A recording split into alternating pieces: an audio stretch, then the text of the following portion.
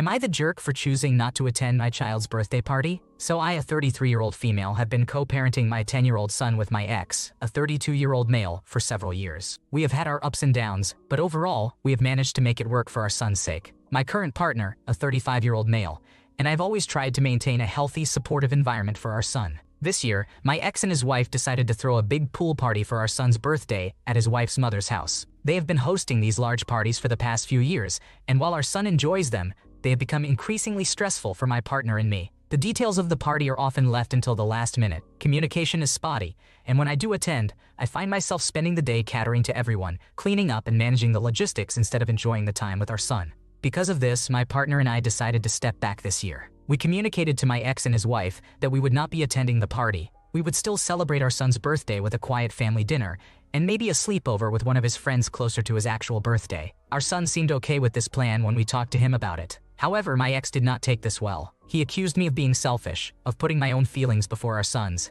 and even went so far as to say I was abandoning our son on his birthday. He has been sending me texts saying that I am making this all about me and not about what is best for our son. He also says that by not attending, I am doing the same thing I get upset about when my family does not show up for our son's events. He has insisted that our son really wants me there and that my decision is hurting him. I tried explaining that our decision was made with our son's well-being in mind. We are still planning to celebrate his birthday in a meaningful way, and the stress of the large party is not something we want to deal with this year. But my ex won't back down and keeps insisting that I am being selfish and not thinking about our son. So, am I the asshole for deciding not to attend my son's birthday party, even though my ex insists it is what our son wants?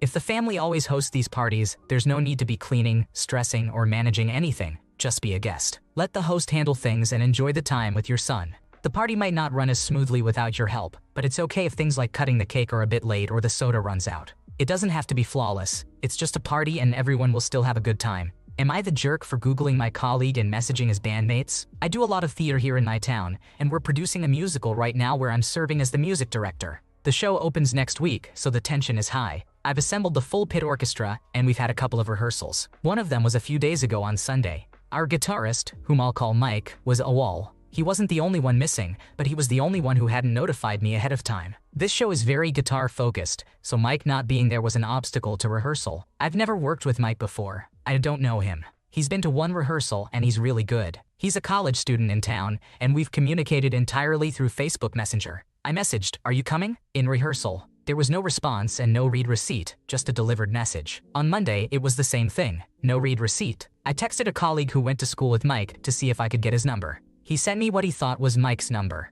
I texted, there was no response. I called, the phone rang 3 times and went to an automated voicemail.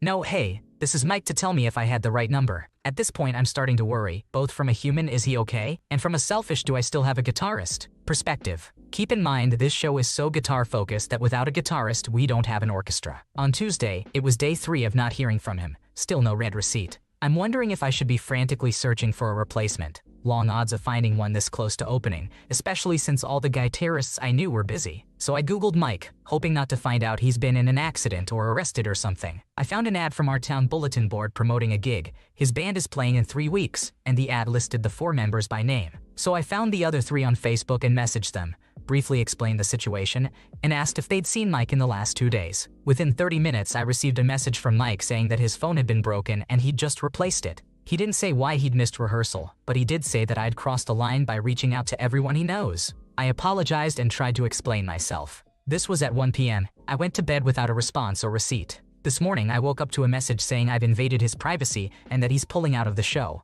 In Mike's defense, he seems to think I got these people's names from his Facebook, and he's probably wondering if I reached out to anyone else. I could understand that as a privacy violation, especially if I'd reached out to his family or girlfriend or someone similar. I sent him a response clarifying where I got the names, saying it was public-facing, and asking him what he would have done in my position. There is no response yet. My question is, was I wrong for Googling Mike and contacting his bandmates? Have I actually invaded his privacy or crossed a line? What should I have done instead? You are not the one to blame. Given the circumstances, no response, and the importance of his role in the show, it was a reasonable step to ensure the production didn't suffer. Plus, the bandmates were found through public information, not private digging. It's unfortunate how it played out, but the intention was professional, not intrusive. Am I the jerk for asking my friend to help pay for our road trip? So I, a 25-year-old male, have been planning a road trip from Michigan to Colorado, which will be in the spring. The entire time I've been planning it, I've been planning on going alone and just bringing my dog with me. I got the cheapest rooms in the motels on the drive there with double full beds, but a king bed for my Colorado room. It will be 3 days driving there, 4 full days in Colorado, and 3 days back. While in Colorado, I plan on hiking various trails and just enjoying nature. I was texting a friend about it and she, a 23-year-old female, asked if she could join me. She doesn't have a driver's license, but the human company on the drive would be nice. I said we should make plans to talk details, so we went out for coffee the next week. She started talking about things she wanted to do, none of which lined up with what I told her I was doing. I brought up the financial aspect of it, and this is where things took a turn. I got a deal on the king room at a nicer hotel in Colorado, so switching to a double queen room would actually cost $100 more total for the 4 nights. I asked her to cover that difference. I also asked that she pay for 2 tanks of gas when I am anticipating going through 9 tanks on this trip. Not that I need the money, but she's essentially using me as a taxi to take her to Colorado so she can do her own thing. I also explained that she'll have to buy her own food. She said she didn't realize how money hungry I am and that I'm being inconsiderate of her situation because I know she doesn't have a job. The trip is over 7 months away, and I told her she has plenty of time to get a job and save up money for the trip. She said most people overbuy food for road trips, so she'll be fine eating whatever food I buy. I told her that was not an option. While I don't mind sharing some food, I can't have her relying on me for food for more than half the trip. Plus, I think paying for 2 tanks of gas in a 2,600-mile trip that she wouldn't be able to take by herself is hardly unreasonable. When I said this, she called me an asshole for bringing up that she doesn't have a driver's license and stormed out. Except that I never brought that up. All I said was that she couldn't take the trip alone, meaning because of the financial needs and her lack of income. I texted her and apologized for the driver's license thing and explained that is not what I meant. I also told her that I will be taking the trip alone since we clearly have different ideas of what we want the trip to be. Her response boils down to that I should have never invited her if it was just to have her help fund my trip. I just sent her back a screenshot of the text from her asking to join me thinking she was joking, and her insisting that she really wants to go. Am I the asshole for asking her to pay? You are not the cause of this issue. Road trips cost money, and it's only fair that she contributes to the expenses, especially considering she plans to do her own thing once you're there. It's absurd that she invited herself and expects not to pay for anything. Honestly, you were being too lenient with how much she would have been contributing. Good on you for standing your ground. Am I the jerk for asking my dad to minimize his presence when my friends come over? I have friends coming over to my house today, and I'm worried that my father's presence will ruin the scene. Despite being in his 50s, he uses slang all the time. He says things like low-key or it's giving, which teenagers often say. It is honestly quite embarrassing when he says it, because he is not the cool type of person, and he often uses them in the wrong context. I have asked him to stop using teenage slang before, especially in public, but he still thinks that he is cool and stylish when he does it. Sometimes, he says something in slang and then people laugh at him because he is not a teenager or young adult, and what he says does not make much sense. He makes a lot of noise in the bathroom. There is only one bathroom in the house. He makes grunting noises when he uses the bathroom, and when he defecates, the sound is quite loud. He sometimes hums or whistles in the bathroom. About half the time he does not lock the bathroom door. Since he has a lot of waste products, it often does not all get flushed down, and there is usually some of his waste left around. It is disgusting to see it. My mother has talked to him about this countless times, asking him to flush once or twice in between, but he does not seem to listen to her. Furthermore, he leaves the door wide open after coming out of the bathroom, and the bad odor permeates the air in the hallway. I cannot imagine how my friends would react when they witness this. I explained my concerns to my father earlier, and my mother agreed with me that his behavior is unacceptable for someone in his age and position. I asked if he could minimize his presence when my friends come over, such as by not talking to us and using the bathroom in the neighborhood clubhouse. I said that it would be really embarrassing if he uses slang around teenagers that he does not fully understand, or if others smell his waste products, or even worse, see it. He got really mad at me and said that as my father, he has no obligation to minimize his presence around my friends. He said that I am too sensitive and judgmental, and called me ungrateful. I tried to explain my concerns and potential concerns of my friends, but he still did not seem to listen or care.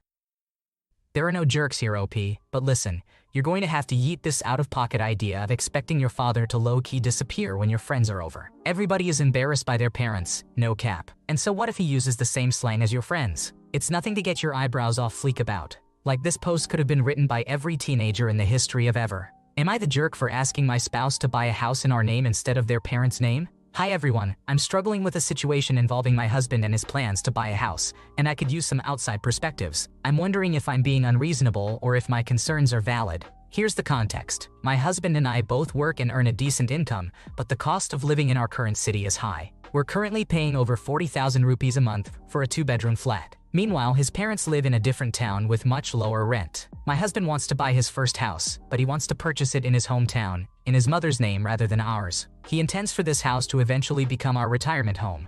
He has also told me that although he is buying this house when his parents are older, they will eventually move in with us wherever we are staying. In that regard, buying a house in the city where we currently live makes much more sense. However, the real estate rate is much higher here, so he can't afford to buy it here. I feel like I have no say in this decision, and it's causing tension between us. I'm worried about several things. I'm worried about legal rights. If the house is bought in his mother's name, will his siblings or cousins have any legal rights to the property in the future? I'm also worried about future claims. If his cousin or anyone else stays in this house for a long period and later has a family, could they potentially claim the property? Lastly, I'm concerned about the lack of consultation. My husband hasn't really discussed this with me or considered my views on the matter. I am also worried that if I say the wrong thing, I might come out as a villain who doesn't like her in-laws. It feels like my opinion doesn't matter, and I'm concerned about the long-term implications for us. Am I the asshole for being uncomfortable with this plan and wanting the house to be purchased in our name instead? I feel like my husband is making a significant decision without including me, and I'm worried about the future ramifications. What if I don't want to stay in his hometown after retirement? I would really appreciate your input on whether I'm being unreasonable or if my concerns are justified.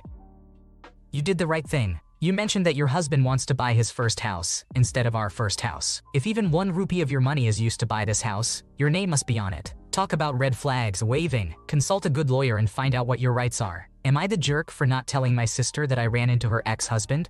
So I, male in my 30s, got a call at about 12:30 a.m. this morning from my sister, who is a year older than I am. She started the conversation by confirming details for an event we have later today. I'm confident that was just a let-in because we didn't discuss anything different from what we had already confirmed earlier in the day, so to call after midnight for that? Not likely. I didn't have to wait long to find out the true reason for her calling. A few months ago, I ran into her ex-husband at a Target self-checkout. They got divorced about a year and a half ago and are amicable, but they both seem to hold on to some unresolved feelings. He and I have always gotten along. He is also well liked by the family generally, although our younger sister has expressed to me that she harbors some resentment for some of his behavior around the time leading up to the divorce. I wasn't privy to the details, and I generally have grace for people not showing up as the best version of themselves during something as stressful as a divorce. So yeah, we ran into each other, spoke for a few minutes, hugged, and went our separate ways. I haven't seen, heard from, or reached out to him since. However, my sister feels offended that I didn't tell her that I happened to run into him. To be clear, it's not for any safety concerns or things of that nature. The phrase she used was, "It got back to her."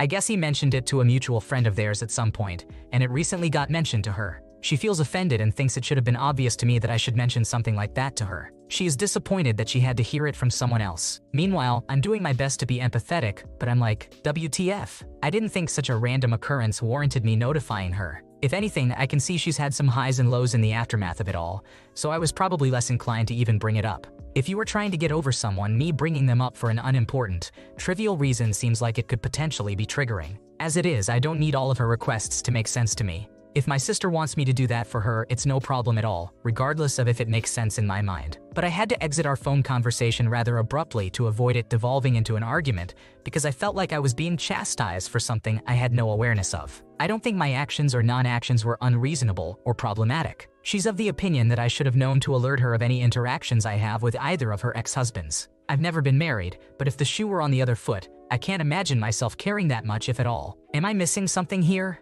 Is there some kind of etiquette or protocol for stuff like this that I'm not aware of?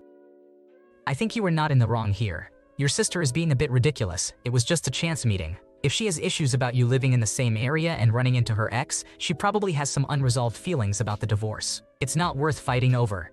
Just tell her you didn't realize it was a big deal, and you'll notify her in the future. Thanks for watching. When you subscribe, make sure to hit the bell to turn on notifications so you never miss a video. To finish listening to all the stories, check out the playlist in the description.